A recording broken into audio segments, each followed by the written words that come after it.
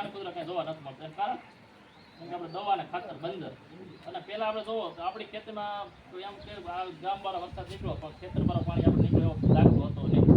5 થી 10 મિનિટ પાણી પહેરવી દઉં. કારણ પછી આપણે આપણી જમીન જો આપણા વિસ્તારની વાત કરું કે મારા દાદા મને કહેતા કે આપણે 4 વરસાદે આપણે વારો પાકી જાય.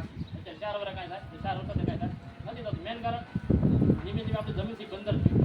એક તો આપણે ઉપરથી દવા સાંટી ત્યાં સુધી આપણે વાંધો નહોતો. પછી આપણે ડીએપી ના ઉરિયા આપણે ત્યાં ભલામણ નહોતું પેન કરતાં આપણે આગળ વધી ગયા. અને હવે તો આપણે અરબી સાઈડ આવી ફળ માટે, કેમ કે આપણે દાળિયાની મજૂરી ધીમે ધીમે વધી ગઈ. એટલે એક જમીનનું કેન્સર છે. એટલે એમાં જો તમારે આગળ લાવવું હોય તો અત્યારે આપણે પ્રાકૃતિક ધીમે ધીમે આપણે વળવું પડશે.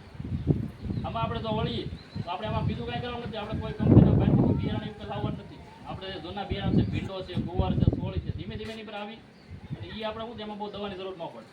એટલે જરૂર પડે તો આપણે લીમડાનું તેલ છે એ આપણે એને વાપરી. અને આપણે જો ઘેરે કાંઈ તરીકે બનાવવું હોય તો આપણે અગ્નિઅસ્ત્ર છે, બ્રહ્માસ્ત્ર છે, એ આપણે હાવ કાંઈ આપણે વાડે 10 કે 15 પ્રકારના અલગ અલગ આપણે વનસ્પતિ લઈ એને આપણે ડોઈ દેવા. અને પછી આપણે કેમ કે કડવો લીમડોથી કડવો અગ્નિઅસ્ત્ર બનાવો એ કડવું જ છે. કેમ કે એમાં કોઈ પણ તમે છંટકાવ કરો